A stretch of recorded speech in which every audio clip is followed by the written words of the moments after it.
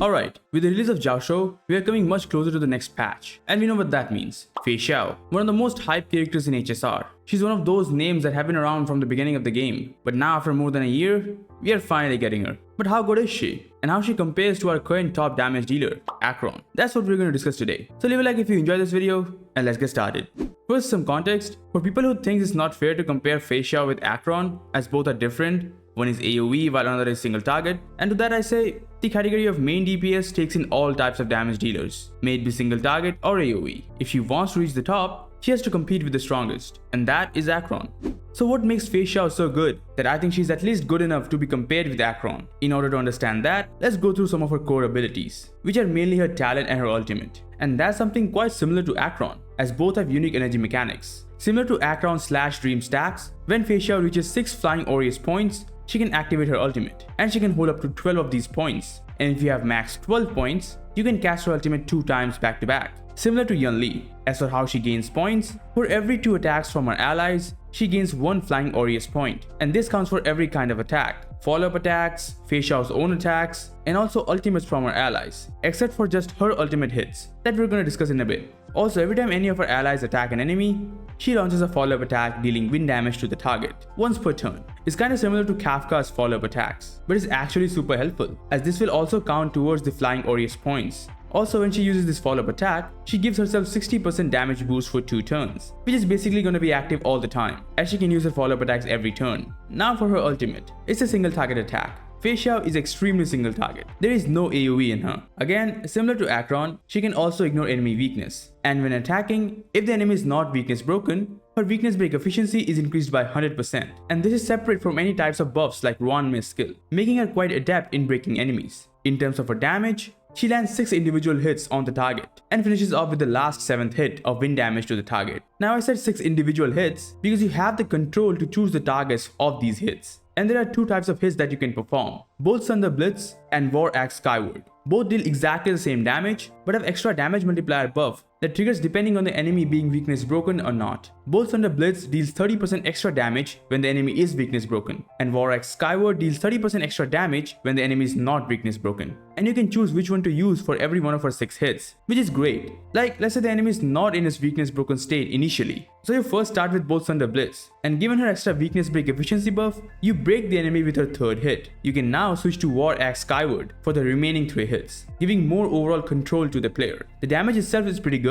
I wouldn't say it's broken or anything, but the damage is solid. You'll understand more when I show you some calculations. And that's basically it. This more or less summarizes her kit. She's quite similar to Acheron. Both have unique energy mechanics and rely on their ultimate to deal most of their damage. They both have unique conditions to trigger their ultimate. Acheron needs debuffs, whereas Feixiao needs frequent attacks, which more or less means follow-up attack units. They both have their own niches and are quite good in it. So which one is better? Well, in terms of damage output, Acheron is obviously better in most cases, being both MOC and pure fiction. But in Apocalyptic Shadow, Feixiao may have the edge. So let's rephrase the question. How does she compare to Acheron as a damage dealer? Well, for that, let's compare these 2 units on the basis of some core topics.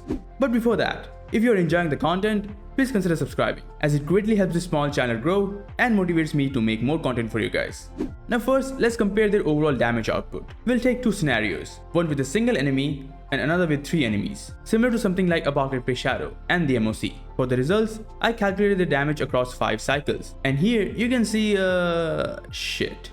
This is a simulation based on single target, and Acheron is still slightly better. I don't know how. I checked my calcs many times, but the results remain the same. For context, here are the 2 builds that I used on both of them. Man, every time I try to compare a DPS to Acheron, I always get shown how broken of a unit she actually is. Even in single target scenarios, where she's at her weakest, she still beats Feixiao as a single DPS. Keep this in mind. And if I present you the results for a 3 target scenario, well, yeah.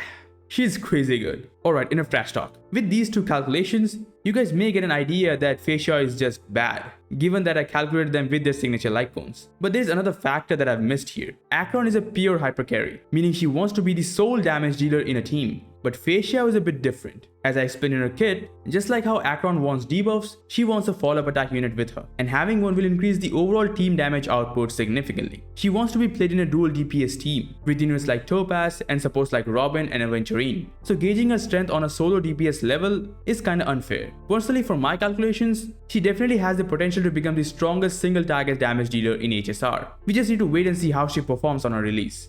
One other topic I want to discuss is ease of build, or let's say F2B friendliness. How much easier it is to build these two units? Well, Relic's grind is absolutely RNG, and it totally depends on your luck. But we can discuss something that isn't. Light cones. How much either of these two units rely on their signature light cones? Well, here are the results. As you can see, Acheron, as you already know by now, gets a huge DPS increase with her signature. And this is not because of his extra crit damage or damage boost. It's mainly because this light cone gives debuff application to Acheron. We all know Acheron needs ultimate stacks, and you get that when she herself or any of her teammate applies a debuff on the target. And given how crazy strong and important her ultimate is, you think she herself would be able to apply some debuffs as well. But nope, she can't. But this light cone lets her do that. Without this, not only she loses all the damage boost, but also loses the extra debuff, making her ultimate to take much more turns to cast, resulting in this much of a damage difference. In Feixiao's case, however, she is also an ultimate focused unit, but she relies on constant attacks from her or her teammates to get her ultimate stacks, which are much more of an easy requirement.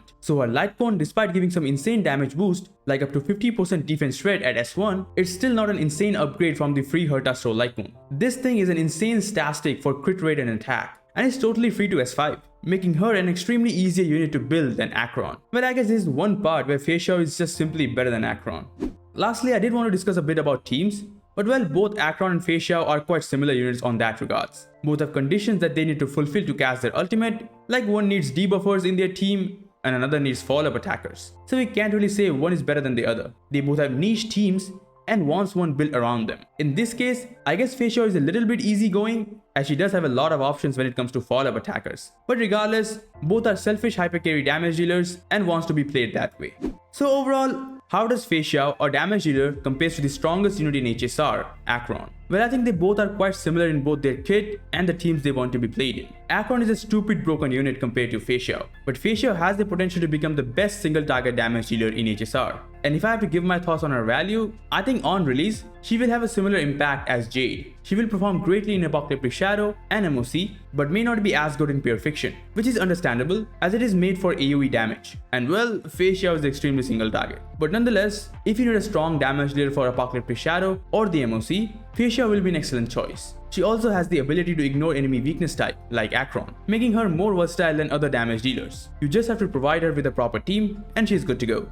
And that's all I have for this video. I kinda already had a feeling that Acheron was going to top Feixiao overall, but never thought she could do so even in a single target situation. Shows to you how broken she really is. Anyways, there are a lot of other things that I didn't discuss fully in this video, like how Eidolons changes Feixiao's value overall. I'll leave that for our full build guide, which will be out right after the version livestream, so do look forward to it. As always, leave any questions you may have, and I'll try my best to answer them. Like and sub if you enjoyed the video, thanks a lot for watching, and I'll see you guys in the next one.